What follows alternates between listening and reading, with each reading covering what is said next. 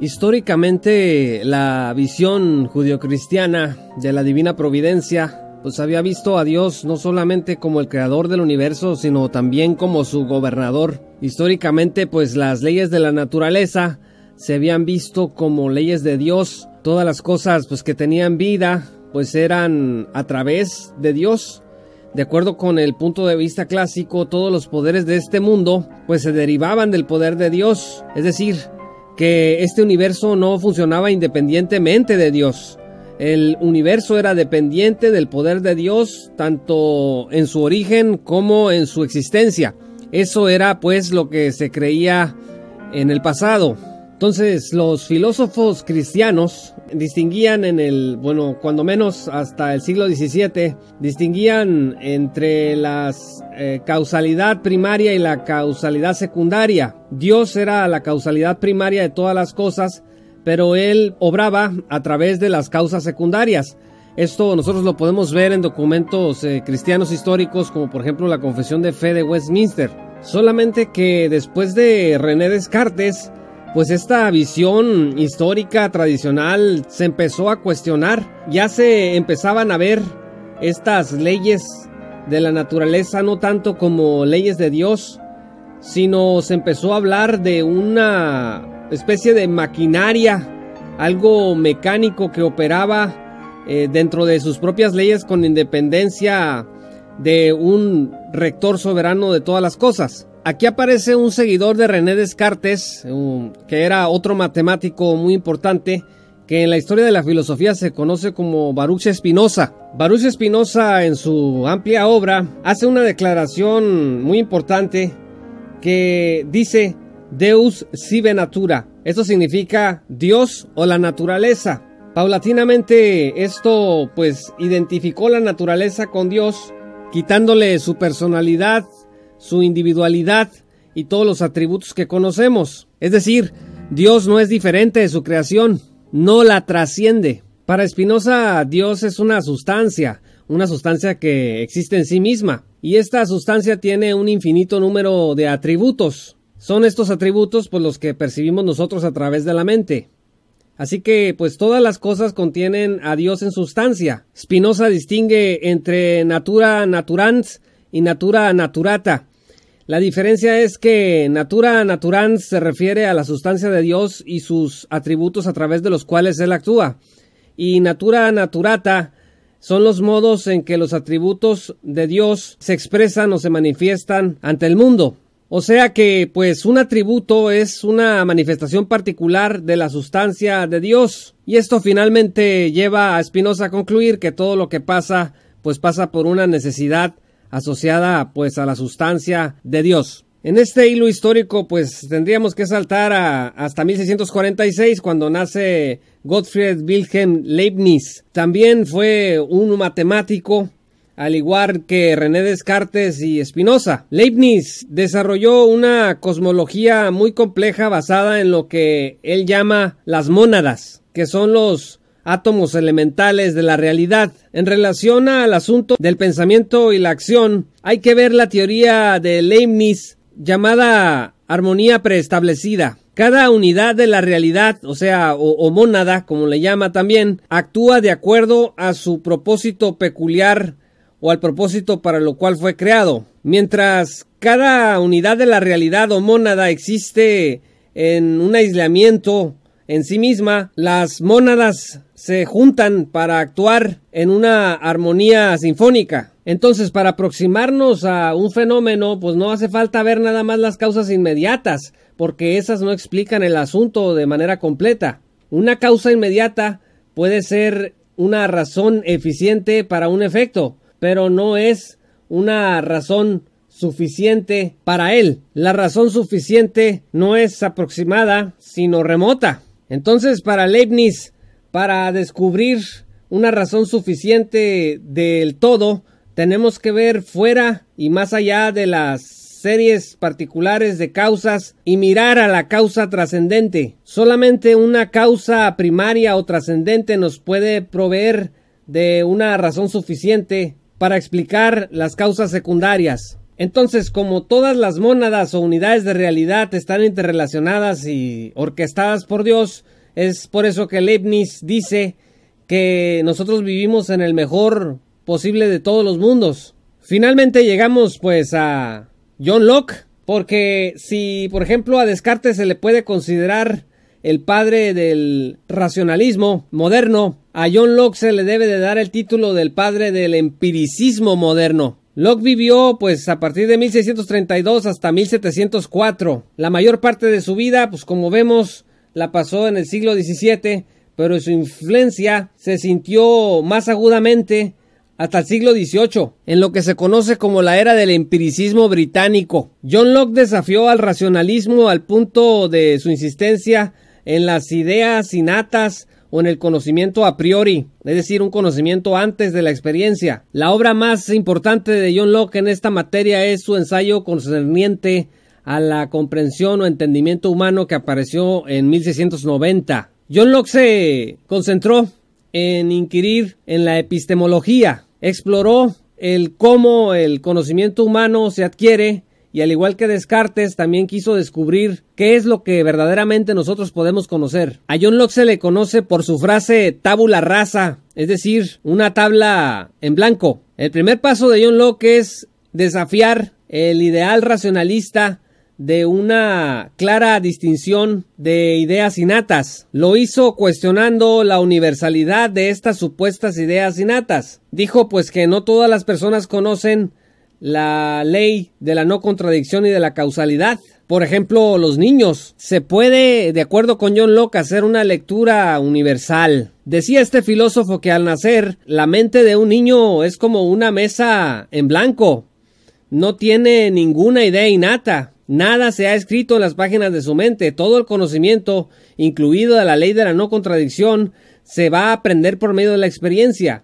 Entonces, por ello, John Locke afirma que todo el conocimiento es a posteriori, es decir, un conocimiento que existe solamente después de la experiencia. Para John Locke, el conocimiento empieza con ideas simples. Estas ideas simples obtienen su material o sus bloques de construcción pues de todo el conocimiento. Los 5 sentidos pues es la vista, lo que podemos escuchar, lo que podemos tocar, lo que podemos olfatear y lo que podemos probar. A través de estos órganos sensoriales nos comenzamos a dar cuenta de las ideas como por ejemplo el blanco, el azul, lo caliente, lo frío, lo que está agrio, lo que es dulce, etcétera. Eso pues es la realidad empírica, la realidad que conocemos solo por la experiencia. Por otro lado, la reflexión de aquello que conocemos por la experiencia, pues involucra el pensamiento, la duda, el razonamiento, la voluntad y otras actividades de la mente. Una simple idea pues no tiene mixtura y es una idea uniforme, no se puede romper en partes y por lo tanto pues para John Locke existen 4 clases de ideas simples. La primera es la que resulta de los datos discretos sensoriales, como los hemos mencionado. La segunda es la reflexión discreta. La tercera es aquello que se descubre a través de la cooperación de los sentidos. Y la cuarta es la que resulta de la cooperación entre los sentidos y la reflexión. Entonces, las ideas complejas para John Locke pues resultan de ideas simples. Entonces, la mente para recibir ideas pues debe estar relativamente pasiva. Es como una tabla sobre la cual una persona se pone a escribir. La tabla no crea las ideas, sino que simplemente las recibe. Entonces, a través de un complejo de combinaciones, comparaciones y separación, pues alguien compone, hace declaraciones abstractas y relaciona. Y este proceso pues hace que las ideas individuales que estaban separadas terminen juntas. John Locke termina enfrentándose a la pregunta antigua acerca de los universales. Locke dice que los universales no tienen un ser real,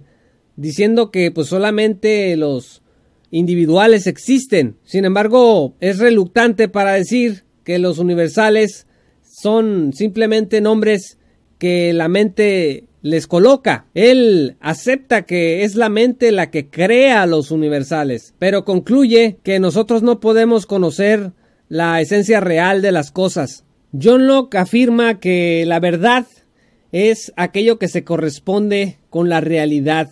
Sin embargo, enfrenta un problema acerca de la verdad objetiva cuando uno entra en contacto con la realidad. Enfrenta el hecho de que una verdad objetiva debe ser apropiada de manera subjetiva. La pregunta es, ¿cómo puedo estar seguro de que la realidad es aquello que se aparece ante mí? ¿Son confiables mis 5 sentidos para conocer el mundo objetivamente?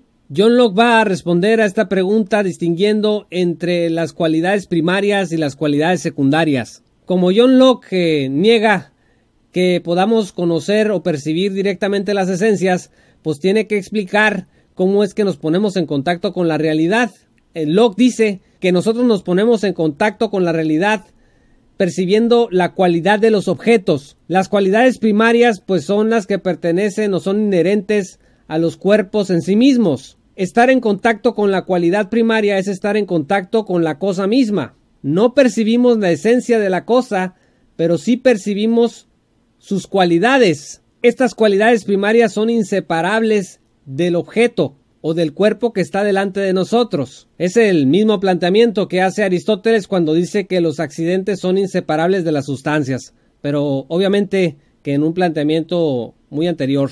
Las cualidades secundarias son aquellas cualidades que los objetos crean en nosotros a través de su poder. Por ejemplo, el color, el sonido o el sabor.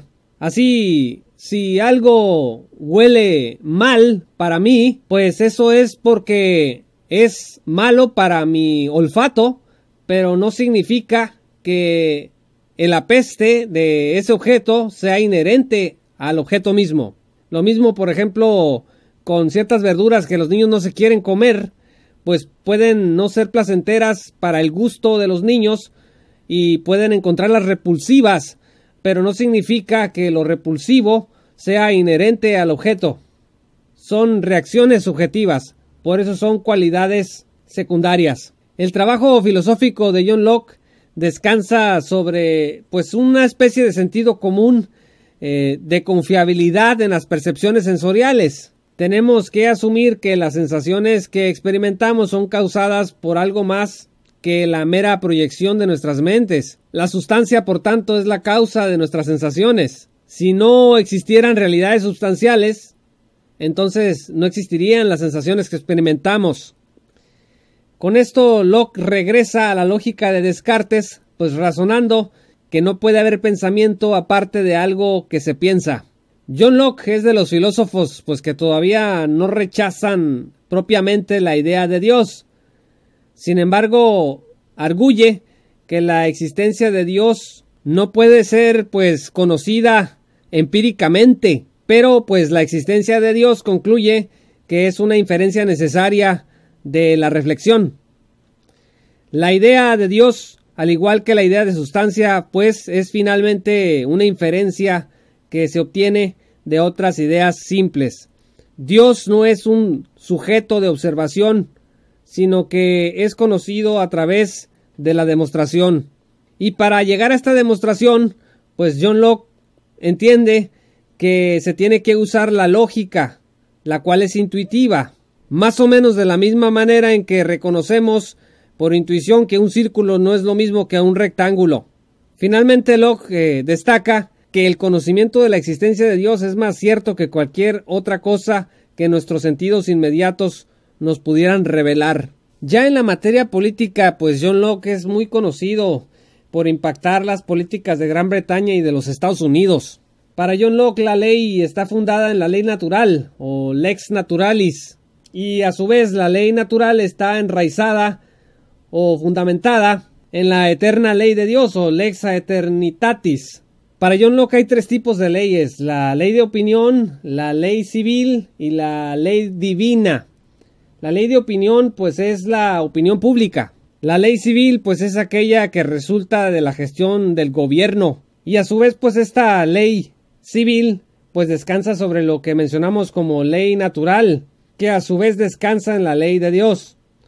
Cuando nosotros escuchamos, por ejemplo, la expresión que hay derechos inalienables que provienen de Dios, Estamos en presencia de una expresión lockeana por excelencia. Para John Locke, la ley divina es el gran principio de moralidad que se puede descubrir sin leer la Biblia.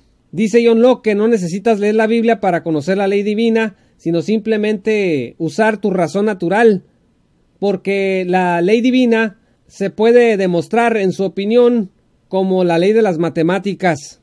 Las leyes de propiedad, por ejemplo, dice John Locke, preceden a la ley civil porque están fundamentadas en la ley natural. Es una ley que es necesaria para restringir la libertad de algunas personas, como por ejemplo la de los ladrones, porque en un estado natural el mal está presente. En un estado natural en donde no hay ley civil, entonces se actualiza la ley del pueblo, en donde el más fuerte pues va a gobernar sobre todos. Entonces, para proteger a los seres humanos de otros seres humanos, el gobierno es necesario.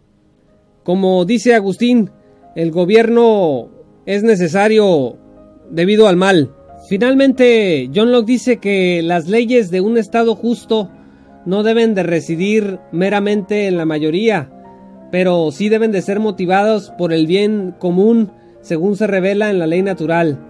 La ley de la naturaleza debe de proteger a los individuos de la tiranía de la mayoría. Entonces aquí están las semillas de distinción entre la república y la democracia pura, como se observa en los tratados de política. Hasta aquí con esta lección del filósofo John Locke y nos vemos en la siguiente charla sobre filosofía. Soy Juan Pablo Martínez y hasta pronto.